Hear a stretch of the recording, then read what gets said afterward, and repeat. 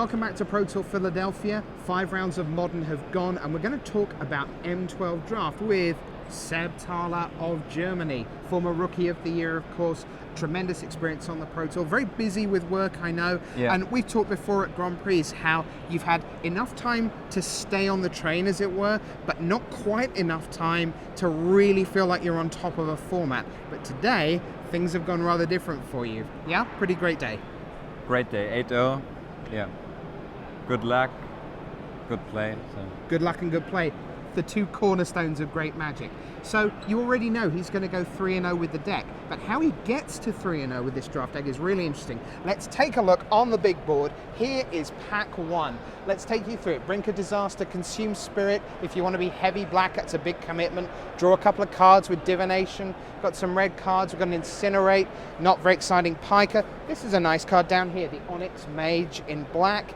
But Seb, I guess you're kind of drawn to the really quality removal spell, the Incinerate. Yeah, it's definitely the best card in the pack. It's a weak pack, in my opinion. And red is the best color in M12, so it's an easy pick. Okay, easy pick, Incinerate. Let's go to pack 2. What comes next? Worm's Tooth, Zombie Goliath, Reclaim. Got a Chandra's Outrage up the top if you want to continue the red theme. Stave Off. Now, over here, right the way across, come back with me, Seb. Volcanic Dragon. 4/4, flying, haste. That's a monster of a card. And only uncommon. Think about it. That would often be a rare or even a mythic rare. Who knows? But here it's uncommon. You do take a red card, but you don't take the dragon. You take the Chandra's Outrage. Explain it to everyone at home. It's also a weak pack. Only the best 2 cards are definitely the red one. And the removal spell is definitely better than a big creature. And this format is so fast, it's like the Zendika draft format, and 6 mana is too expensive. Too much? Okay, so you leave the Volcanic Dragon, you take the Chandra's Outrage. Let's take you to pack 3. 2 red cards so far, remember. Here we go. What have we got in red? We've got a Fiery Hellhound. That's it. Okay, so we're probably not going to stay red. That's our best guess. At which point, Arachnus Web, good card in green, but green not necessarily very popular. A couple of other good green cards, a couple of irritating white cards. This Arbalest Elite, very, very tedious to play against. If you've played a bunch of drafts, you know how irritating they can be. What do you end up here, Seb? I picked the Ether Adept. This is definitely the best card in the pack. Okay. So there are no red cards left. The Fire Hellhound. You're not going to play that. Yeah. And it's the best blue common in M12. So at that point, are you feeling like red-blue is a really strong archetype and you want to play red-blue? Yeah, it's definitely a strong archetype. And yeah, and the best blue common and third pick, and yeah, no better cards. So we're heading towards red-blue. Let's take you to pick 4. And this time we've got a Goblin War Paint, Fire Breathing, nothing in red really. What do we have in blue? We've got Mind Unbound in the rare slot. Up here we've got Avon Fleetwing. Now, this is a real staple of limited play, isn't it, Seb? You've got 4 mana, 2/2 flyer for 4 with an ability, and that's just pretty much what you expect out of blue in a core set draft. And you take this, I guess, pretty comfortably. You're happy with this? Yeah, the third pick was a blue card, and now I can pick a Llanowar Elf, and then I have 3 colors and 4 picks. That's not good, and I'm going on with the blue card. Okay. It's a solid card. 2 red, 2 blue. Now, we're going to fast forward a long, long way. Here's what happens. The rest of pack 1, it's all the blue cards. Seb doesn't really see anything good in red. You can check every pick, by the way, on the draft view. You can see what everyone at the table was doing. Louis Scott Vargas, Conley Woods, and all. Josh Adder-Layton was at the table. It was a really stacked pod 1. So, we get to the end of pack 1, basically blue, with these 2 really good removal spells, Chandra's Outrage and Incinerate. We go into pack 2. Seb opens up Solemn Simulacrum, takes that, another couple of blue cards, Skywinder Drake, Ponder. Then it gets a little messy. There's a green card, a black card, and then this is where the draft really shifts. Let's take you to pack 2, pick 6. Seb, tell me what you're looking at when you look at this collection of cards. Yeah, I see this booster. It's pretty weak. Only one card, and this is definitely the best white common. It's a first pick. It's like pacifism. Normally you get this card on the first, second, or the third pick. Yeah. And here we are, pick 6. Yeah, and now it's pick 6, and also a Mighty Leap. This card is okay in white decks. Okay, now, although it's pick 6 in pack 2, so it's the booster that's only coming once that way. What are you thinking if you're going to move into white? Are you thinking that in pack 3 you're not going to see any white, but that's okay because you're going to make the white just in pack 2? Because you didn't see a lot of white in pack 1 at all.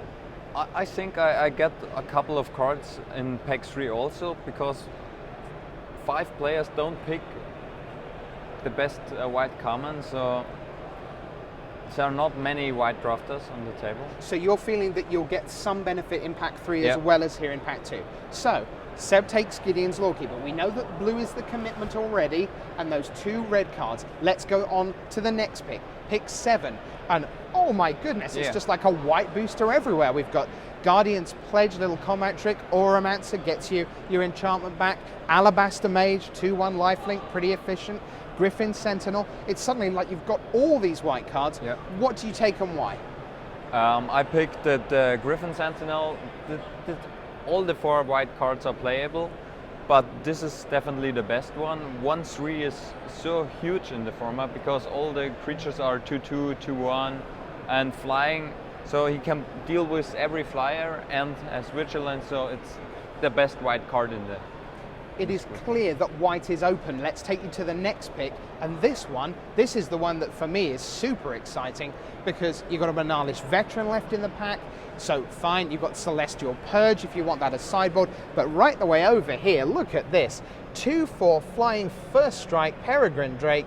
That is such a beating of a card. If you get to 5 mana, which you're going to, you can really dominate the board, and you've got it the very last pick. Of everyone's had a chance to take that, no one has. You must have been really thrilled with that. So now we see white is definitely open. 3 strong white cards in the last picks, so I was pretty happy to see this.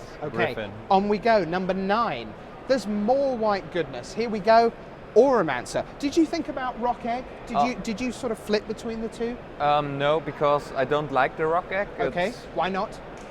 Because a lot of creatures has inversion, like flying or unblockable or ping some effects, and this format is so aggressive, so I like to draft the aggressive deck if possible. Okay, so Auramancer there, one more pick in this row of white, and still pick 10. Banalish Veteran, thank you very much. A nice aggressive creature. You don't want it particularly as a defender, as a 2/2 for 3, not very exciting, but as a 3/3 for 3, that's pretty decent. So all in all, we get to the end of pack 2 and we're blue-white now. Now what happens with those 2 red cards? Incinerate, Chandra's Outrage. Are we just forgetting about our first 2 picks of the draft? Well, partly what's going to affect that is what we do with pack 3. All you want is something nice to open. Let's take a look at the first pick of pack 3. We've got a Trollhide, Overrun, Cudgel Troll, great stuff in green, Siege Mastodon. There's another green card, Giant Spider up there, bit of black removal. That's not much use to us. The red isn't very exciting. And then, oh, hello. Thank you so much. I believe that is a 6/6 mythic rare Sun Titan. Seb, how did you manage not to windmill slam that onto the table? I was pretty happy to see this. It's one of the best cards. And better luck isn't good. What a good choice to going into white. So, as we say, sometimes better lucky than good, right? Yeah. Because that was the ultimate reward. Now, in the end, Seb doesn't play the red cards at all. First 2 picks of the draft, Incinerate, gone. Chandra's Outrage, gone. But instead, with his blue-white tempo deck, he goes, turn 1, that Gideon's Lawkeeper from pack 6 of pick 2. Pick 6 of pack 2. And then, Mana Leak, your guy. Ether Adept, your guy. Ether Adept, your guy. Healy turn 5, thank you so much. I don't need removal, I just need tempo. And you basically did that to 3 successive opponents, and then if they ever came back into the game, even the black-red Bloodthirst final opponent from the Czech Republic, you just go, okay, I got to 6. Sun Titan, bring back my Ether Adept, bounce that guy, thank you so much. It was just a masterclass, and it all came down to being able to let go of those early picks and go, wow, Gideon's Lawkeeper, 6th. Thank you very much, 8-0, here we come. Right? Yeah. Sebastian Thaler, 8-0 going into day 2. Has to do it all again. Maybe we'll see him once more on Pro Tour Sunday. For Sebastian Thaler, I'm your host, Rich Hagan, saying bye.